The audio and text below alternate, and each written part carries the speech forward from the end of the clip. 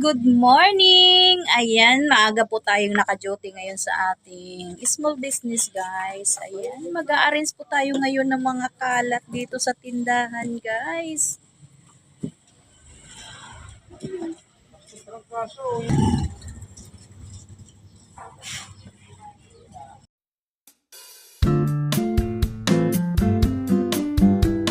Yan guys, ang ating i-arrange ngayon guys, yung cabinet na to guys, mga lagayan natin ng mga abubot.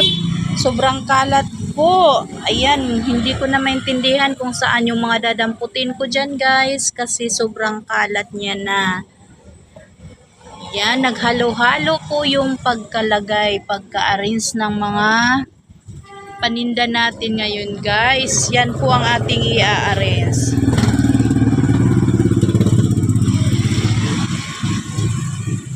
A few moments later. Guys, mag-arrange na tayo ng ano. Pag nag-arrange ako dito guys, halos isang oras din ako maka-stay dito sa pag-a-arrange ng mga kalat.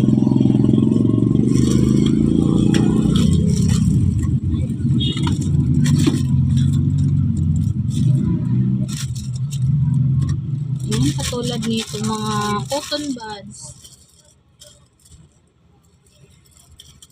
Kailangan siyang naka-arrange ng maayos, hindi kung saan nakalagay.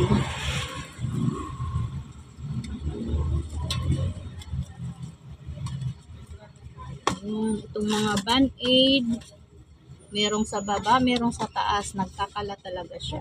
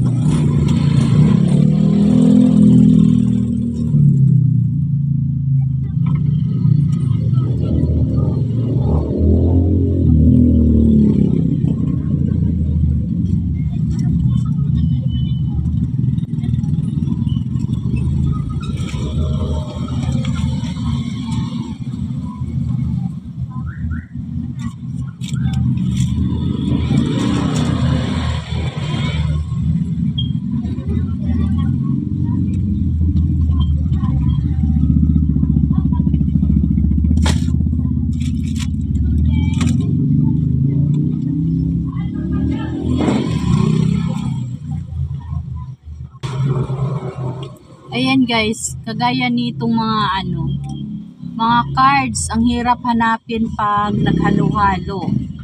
Ayan, ito pang kasal, ito ay happy birthday. Kailangan natin itong i-separate ng isang box para hindi mahirap hanapin. Ang hirap maghanap pag lalo na nagmamadali yung customer. Kailangan natin siyang i-separate ng box. Ayan, lagay natin sa mga box guys.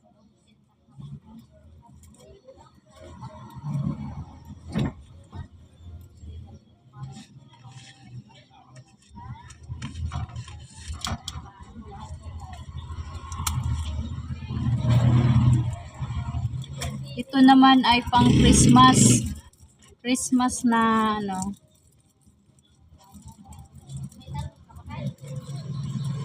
kaya kailangan naka-separate.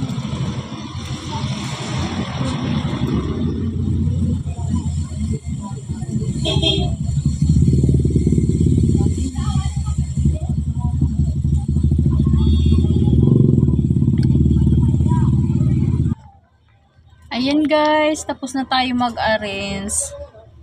Ayan, maayos na po ang ating cabinet or ang ating estante sa ating mga paninda.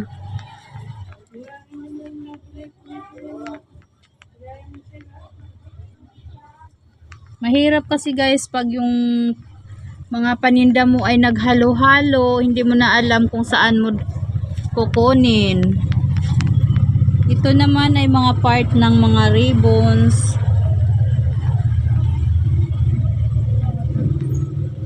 Ayan, at sa baba, ayan yung mga pang gamit sa pangtahi.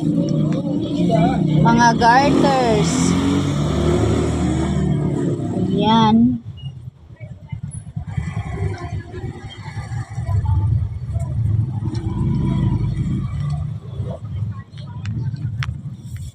Ayan, nakatapos na rin tayo ng pag-a-arrange. Yung iba naman dyan, ayan, sa part na yan, naka-arrange na po yung mga yan. Ayan.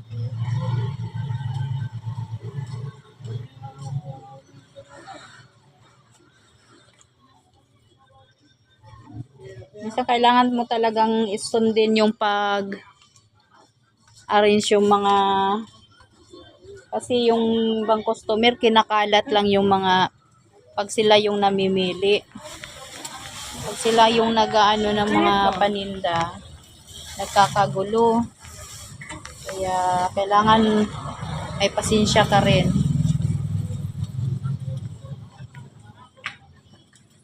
Ayan, thank you for watching guys. Bye! Tapos din ang ating gawain sa araw na ito. Thank you for watching. Bye-bye!